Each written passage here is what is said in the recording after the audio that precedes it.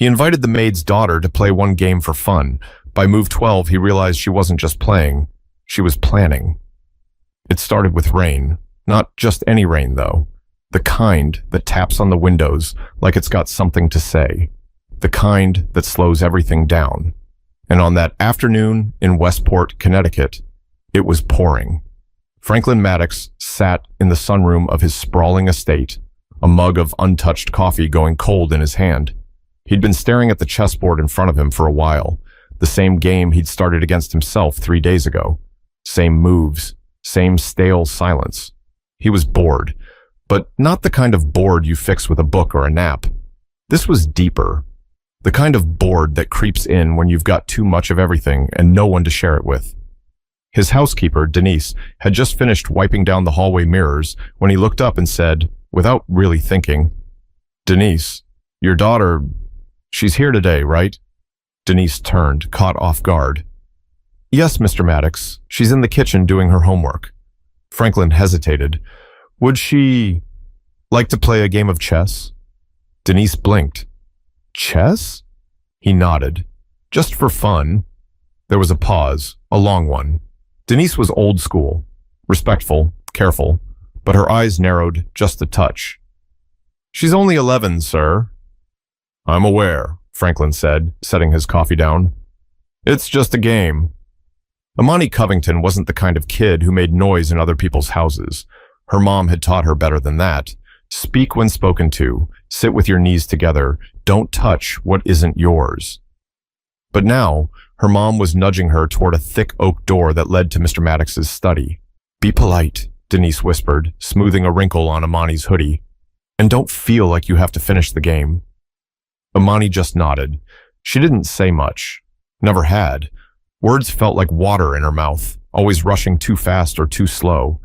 But her eyes were sharp, always watching, always learning.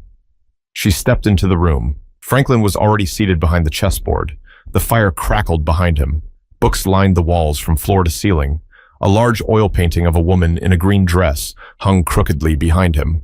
"Imani," he said, with a small smile, "I'm glad you came in." She gave a polite nod, not quite sure where to put her hands. "Have you ever played?" he asked, motioning to the board. She looked at it for a moment. "A few times." He raised an eyebrow. "Do you remember how the pieces move?" "I do. Would you like to try?" Imani sat down slowly across from him. Her feet barely touched the floor. She adjusted the sleeves of her hoodie, folded her hands in her lap, and waited. "White or black?" Franklin asked. "Black." He was slightly surprised. Most people preferred to go first. He made the opening move, e4, pawn to king 4, classic. Imani looked at the board, then responded quickly, c5. Franklin smiled. The Sicilian defense, not what he expected from an 11-year-old. "You've been reading," he said. She didn't answer, just stared at the board. Franklin leaned in slightly.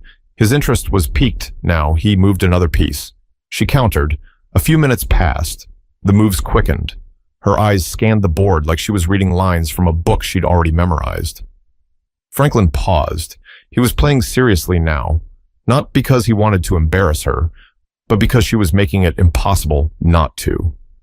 Denise stood quietly outside the door, unsure whether to knock or walk away. She hadn't seen Imani smile when Franklin asked her to play, but she hadn't said no either. That meant something. Inside, Franklin was adjusting in his seat. The girl across from him was no beginner. She was 3 steps ahead of him on every turn. He caught himself reaching for a bishop, then pulling back. "You've studied this," he said. Imani finally looked up. "A little. Online. At the library." "And no one taught you?" She shook her head. "Just practice." Franklin's lips tightened into something halfway between a frown and a smirk. He was losing. No, he had already lost. He just hadn't seen where yet. But even more than that, something else started gnawing at him, a question he hadn't asked himself in years. What have I been missing? But this was only the beginning. What happened next would shatter every assumption Franklin had ever made. Franklin leaned back in his chair, arms crossed, watching the chessboard like it had betrayed him. His queen was gone. His knight boxed in. His bishop had nowhere to go. And across the table, Imani sat quietly, calm, not smug, not smiling, just focused. Like this wasn't even hard for her. Like she wasn't beating a man with a Harvard education and a trophy from the U.S. Junior Chess Championship. Franklin cleared his throat. You play very well. Imani shrugged. I just like the patterns. He tilted his head. Patterns? She pointed at the board. It's like math, but with stories. Every move tells you what kind of person they are. If they're scared, if they're greedy, if they don't think before they act. Franklin stared at her for a long moment. That wasn't something you picked up from YouTube videos. That was insight. That was gifted. He made one last move, a desperate attempt to trap her rook.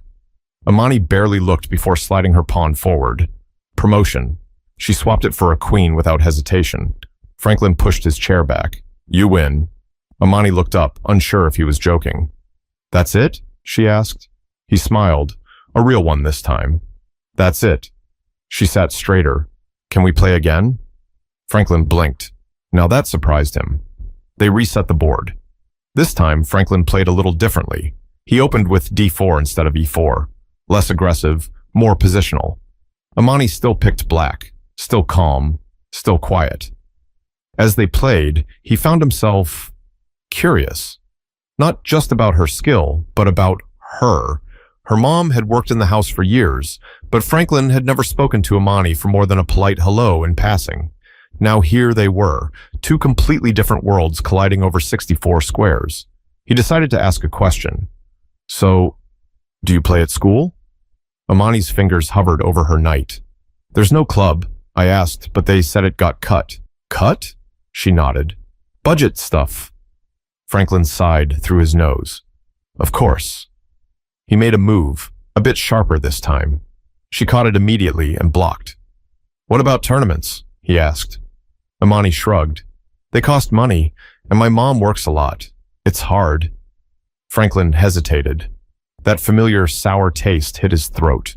The taste of guilt. The kind he'd learned to ignore in his marble kitchen and leather armchairs. The truth was, he'd never needed to think about things like that. Cost, access, time. As a kid, he'd had tutors, coaches, private matches. His father made phone calls. Doors opened. Imani? She was unlocking them herself. The second game went even faster than the first. Franklin tried to trap her early. She danced out of it. He opened the center. She squeezed him out. He shifted to defense. TA. She took control of the board like she owned it. By move 28, it was over. He laughed. Not bitterly, more out of disbelief. You're not just good, you're something else. Imani looked unsure how to respond. She reached for the pieces, already resetting the board. Wait, he said. Let's take a break. She stopped, hands midair. Franklin stood up and walked over to the large window overlooking the backyard. The rain had slowed to a drizzle. Somewhere in the distance, a train horn echoed. He turned around. Has anyone ever told you you're brilliant? She looked at her lap. My mom says I'm smart. I'm not talking about smart, Franklin said. I'm talking about gifted. 1 in 1,000 type brilliant. Imani stayed quiet. You ever play online? He asked. I use the free app on my mom's phone, but it times out if I take too long. Franklin sat back down, slower this time. The kind of slow where you're reevaluating everything you thought you knew. Imani looked up. Can I ask you something? Of course. Why'd you ask me to play? He paused. There it was. He thought about lying, saying he wanted company or that he saw her reading and figured she might be interested. But he didn't. He told the truth. I was bored, he said, and I didn't expect much. I'm sorry for that. She nodded once. It's okay. Most people don't. That hit him harder than he expected, but Franklin didn't know yet. This wasn't just about chess anymore. It was about everything he'd chosen not to see. Franklin couldn't sleep that night. It wasn't the rain, or the wind rattling the gutters, or the usual insomnia that came with being alone in a house too big for one person. It was that 11-year-old girl, quiet, serious, methodical, moving across the chessboard like she'd been born with the game stitched into her brain. He pulled out his laptop around midnight.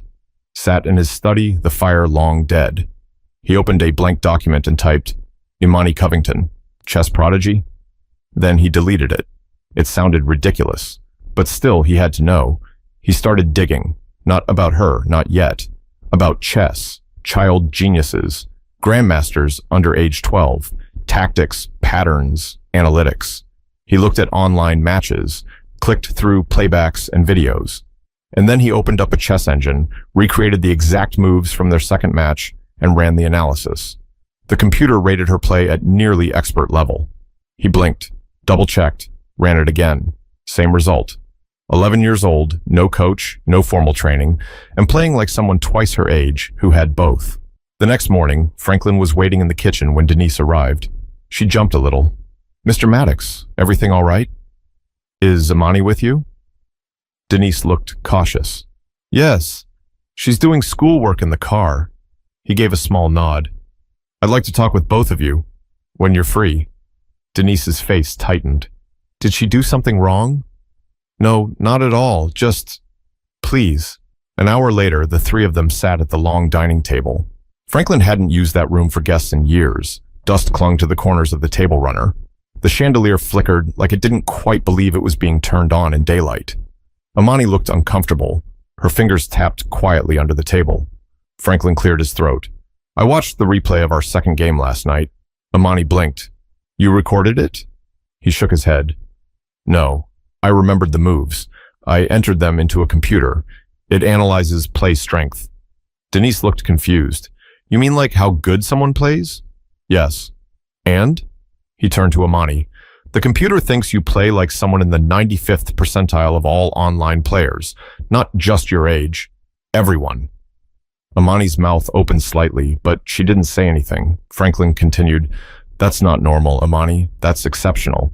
Most people don't even understand those patterns until their late teens, maybe longer. Denise sat back in her chair, arms folded. I didn't know that, Imani said quietly. Franklin smiled. I believe you. He turned to Denise. Has anyone ever tested her? Denise's eyes narrowed slightly. Tested? I mean for gifted programs, IQ, talent development. Denise cut him off. We had her tested once, when she was 6, at school. They said she was bright, that's all. Nothing special. Imani looked down. They missed it, Franklin said softly. I don't need a test, Imani said suddenly, her voice stronger now. I just want to play, that's all. Franklin leaned forward. You can do more than just play. You could compete. You could be ranked. Denise raised a hand. Mr. Maddox, with all due respect, we can't afford any of that. Tournaments, travel, coaching. We've looked. It's expensive. I know, he said. I also know it doesn't have to be impossible. Imani looked up. Why do you care? Franklin took a breath. Because when I was your age, someone opened a door for me. A stranger who didn't owe me anything. And that changed everything. The room went quiet. I'm not asking to change your life, he added, but I'd like to offer a few lessons, help you train, if that's something you'd want. Denise shifted in her chair. With all due respect, this isn't charity? Franklin's eyes didn't flinch. No, it's recognition. They agreed to let Imani return that weekend for one session. Just one. No promises, no commitments. She showed up in sneakers, a backpack, and with 3 chess books in hand. One of them was missing the cover. She'd checked it out from the library 6 times in a row just to keep it longer. Franklin cleared a space in the study, brought out a wooden clock, printed puzzles, set up a laptop. And what he saw over the next 2 hours left him completely speechless. She wasn't just good. She was absorbing information like a sponge. Positional strategy, endgame theory, gambits. Everything he threw at her, she caught, flipped over, and used better than he had at her age. She didn't need hand-holding. She needed access. But what Franklin didn't realize was that offering help would also force him to confront parts of himself he'd been ignoring for years. The following Saturday, Franklin left his estate for the first time in weeks, not for a gallery, not for a board meeting, not even for one of his own charity events. He got in his black Lexus, told no one where he was going, and drove across town to where Imani and her mother lived. The building was nothing special, Faded brick, 3 floors, an old screen door that creaked louder than it needed to. It was the kind of place you passed by 100 times without ever noticing. Denise had hesitated when he asked if he could stop by. "It's small," she'd warned. "Nothing like your place." But Franklin insisted. "I'd like to understand more about Imani and where she studies. That matters." Imani opened the door herself. "Hi," she said, stepping aside. "Sorry it's kind of messy. We cleaned, but it still kind of looks like this." Franklin smiled. "No worries at all." The living room was tight, just enough space for a couch, a small table, and a shelf crammed with old books and school folders. A second-hand laptop sat on the armrest with a cracked corner. Next to it was a box of broken chess pieces, some taped, some unmatched, some clearly from different sets. He looked at it and raised an eyebrow. "You practice with those?" "Yeah," Imani said, sitting cross-legged on the floor. "As long as the board's full, it doesn't matter if the bishop's blue and the rook is wooden." Franklin didn't know what to say to that. He looked around. The walls were covered in paper. Hand-drawn chess puzzles, math worksheets, quotes scribbled in pen. One said, "It's not about who you are, it's about what you see." Another, "Plan 5 moves ahead, always." He recognized one quote. It was his. He said it once, years ago, in an interview when he'd won a major tech award. He hadn't thought about it since. Somehow, Imani had found it and written it down.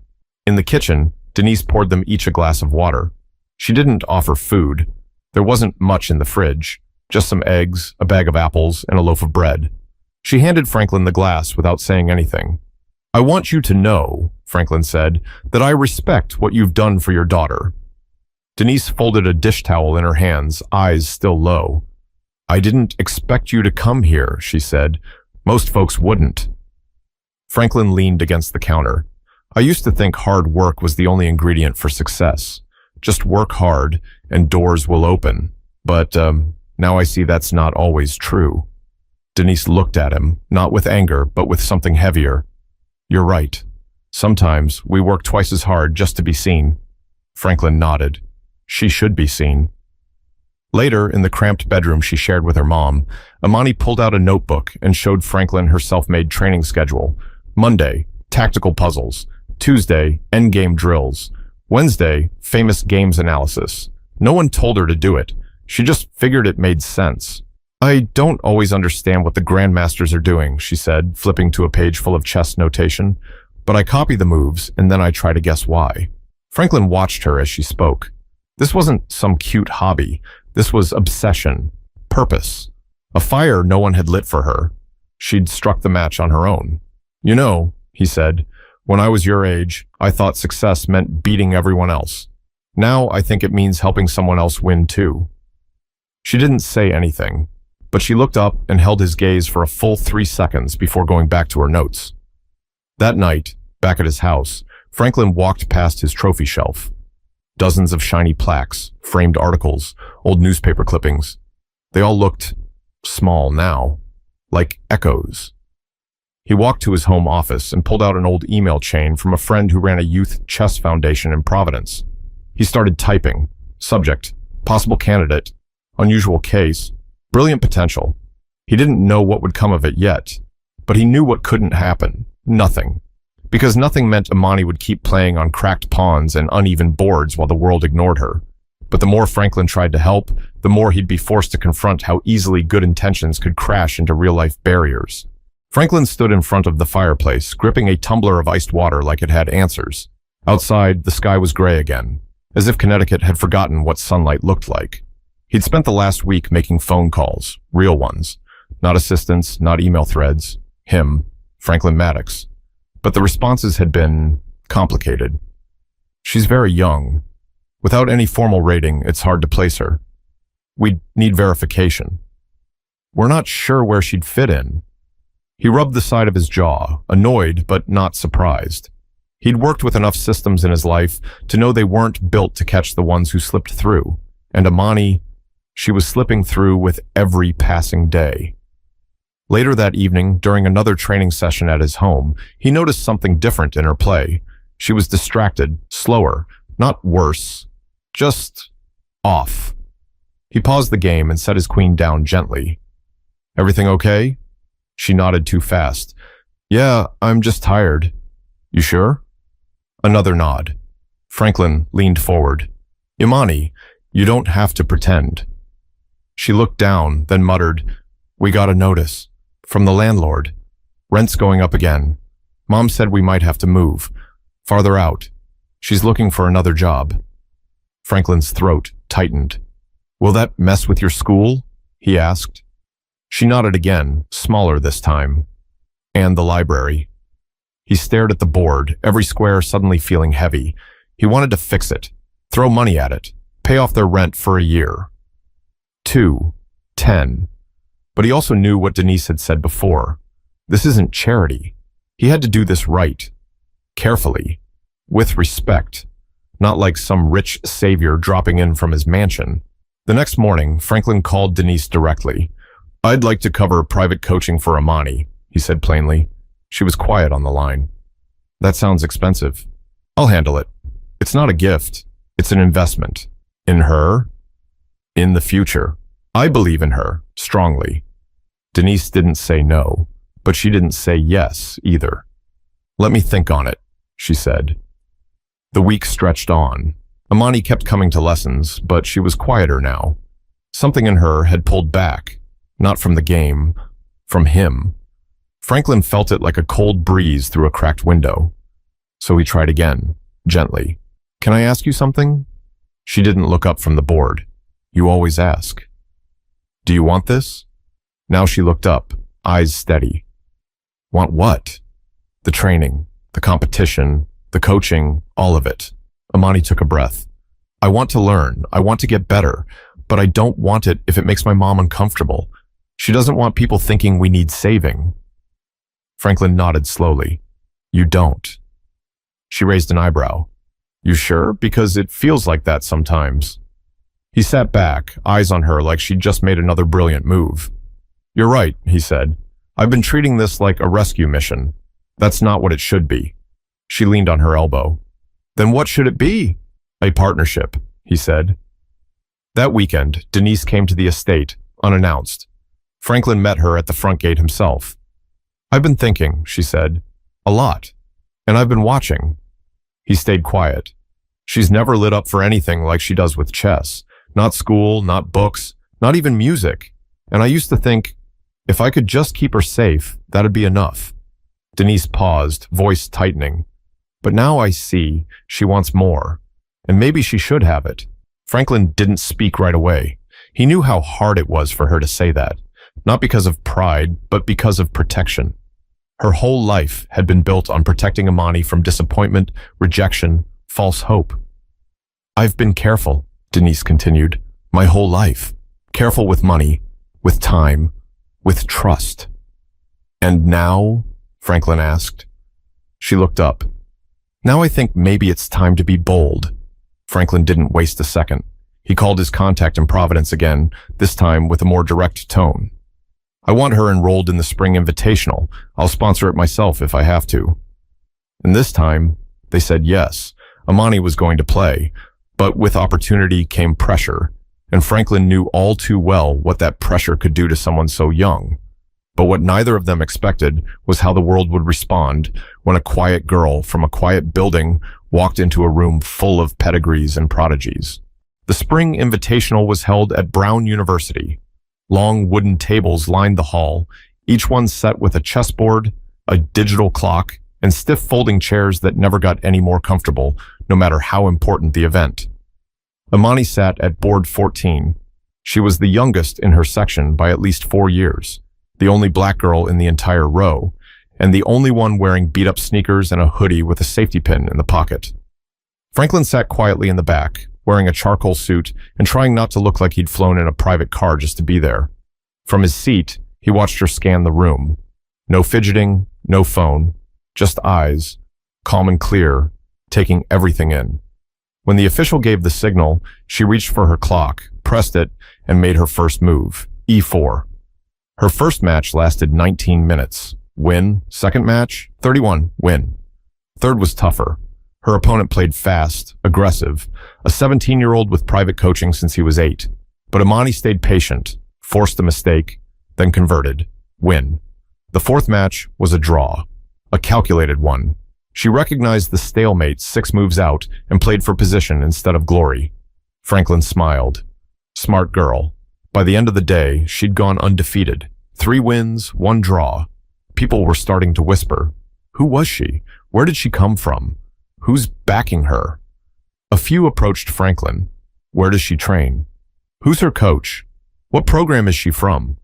He didn't have the usual answers. He just said, she studies hard. And that was the truth. After the final round, Imani walked straight to Franklin and handed him her scorecard. She didn't smile, but her eyes sparkled in a way he hadn't seen before. I messed up move 22 in the 3rd game, she said. But he didn't catch it. Franklin chuckled. You still won. I know, but I won ugly. That made him laugh harder. That's better than losing pretty. That night, while the hall emptied and the sun dipped behind campus buildings, a woman approached Franklin with a firm handshake and an even firmer tone. Her name was Adrienne Holmes, director of a private prep academy in Massachusetts with a nationally ranked chess program. We'd like to offer her a spot, she said. Full scholarship, room and board. Immediate enrollment if she qualifies.